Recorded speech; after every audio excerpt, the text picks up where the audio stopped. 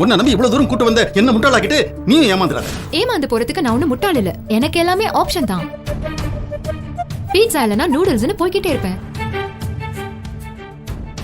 உனக்கு என்ன கல்யாணம் பண்ணிக்க இஷ்டம் இல்லைன்னா கூட வெளிப்படையா சொல்லிடு கணேஷ். நான் தப்பா நினைக்க மாட்டேன். அதுக்காக ஆண்டவர் கூப்பிட்டாரு, ஆட்டுக்குட்டி கூப்பிட்டுச்சுன்னு என்கிட்ட கதை விட்டுட்டு இருக்காத. நான் கண்டது வெறும் தரிசனம் இல்ல மாமா. ஒவ்வொரு வார்த்தையும் எனக்கு துல்லியமா கிடைச்ச. கும்பாபிஷேகத்துக்கு என்ன பண்ண போற? அதுக்கு முன்னாலே இந்தியாவுக்கு போயிடுவேன். கணேஷ் கணேஷ் கணேஷ் கணேஷ் கணேஷ்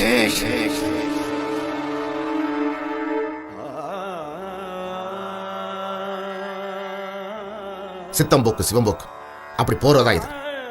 நீ வேற மாதிரி நினைச்சுக்கிட்ட. ஏன்னா நீ போன இடம் ஒரு சர்ச். சிவம்னா கடவுளோட பேர் இல்ல மாமா. சிவம்னா அன்பு.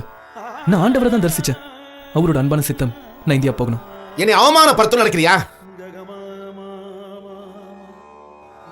மலேசியாவில் எனக்கு பெரிய மரியாதை இருக்கடா. பத்திரிகையில வெளியிட்டாச்சு. எதுவா இருந்தாலும் கும்பாபிஷேகம் முடிகிற வரைக்கும் நீ வாயை திறக்க கூடாது.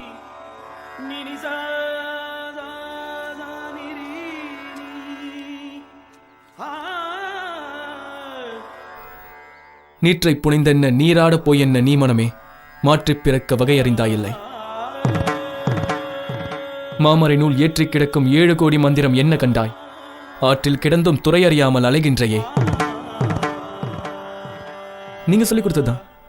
ஆனா அதுக்கு நான் அறிஞ்ச அர்த்தம் வேற மாமா.